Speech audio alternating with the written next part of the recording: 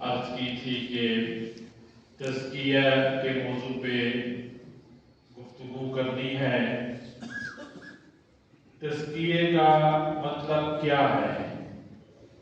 اس کے معنی اردو میں ہے اپنے آپ کو صاف ستھرا کرنا۔ تو ہم اپنے آپ کو صاف ستھرا کیسے کریں گے؟ قرآن میں لفظ تزکیہ آیا ہے، حدیث مبارکہ میں لفظ احسان آیا ہے، اور آج کل کے دور میں اس کو تصوف بھی کہتے ہیں، صوفیزم بھی کہتے ہیں، پیری فقیری بھی کہتے ہیں۔ قرآن مجید میں اللہ تعالیٰ فرماتے ہیں قد افلح من تزکیٰ وذکر اسم ربہ فصلی، جو شخص صاف ستھرا ہوا کامیاب ہو گیا۔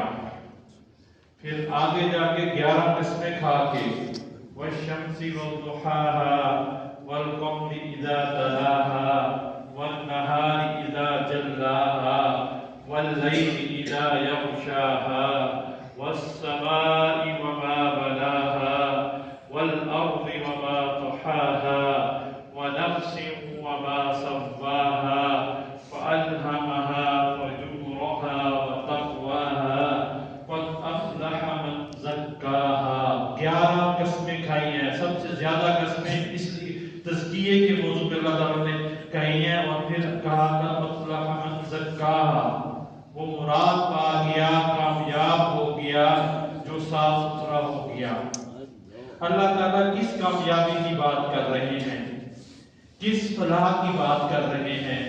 پہلے ہم اس فلاح کے مفہوم کو سمجھیں، کون سی کامیابی کی بات ہو رہی ہے اس کو سمجھیں، پھر ہمیں اس صاف ستھرا ہونے کی سمجھ آئے گی۔ عام طور پہ فلاح کا معنی کامیابی کیا جاتا ہے کہ کامیابی کیا ہے؟ میں اور آپ کوئی مقصد رکھتے ہیں، اس کو ہم پورا کر لیتے ہیں، وہ مقصد ہم پا لیتے ہیں، ہم کہتے ہیں ہم کامیاب ہو گئے۔ اب ایک بچہ چھوٹا 4-5 سال کا، وہ روتا ہے، کھلونے کے لیے رو رہا ہے، اس کو کھلونا مل گیا، وہ اپنی نظر پہ کہتا ہے میں کامیاب ہو گیا۔ ایک میڈیکل کا اسٹوڈنٹ ہے، وہ محنت کرتا ہے، تعلیم حاصل کرتا ہے، میں ڈاکٹر بننا ہے، وہ ڈاکٹر کی تعلیم مکمل کر کے کہتا ہے میں کامیاب ہو گیا۔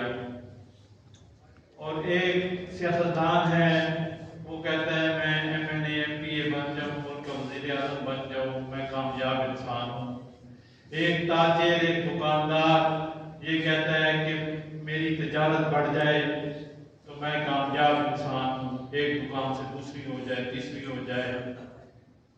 ایک زمیندار کہتا ہے کہ میرے مربے بن جائیں، میں بہت ساری زمین اکٹھی کر لوں، میں کامیاب ہوں۔ کیونکہ کامیابی کے مختلف مقاصد ہیں، اور مختلف مقاصد کے لیے آدمی جدوجہد کرتا ہے، کوشش کرتا ہے کامیابی ہو جائے۔ دنیا میں 4 مقصد ایسے ہیں جس پہ کوئی اختلاف نہیں ہے،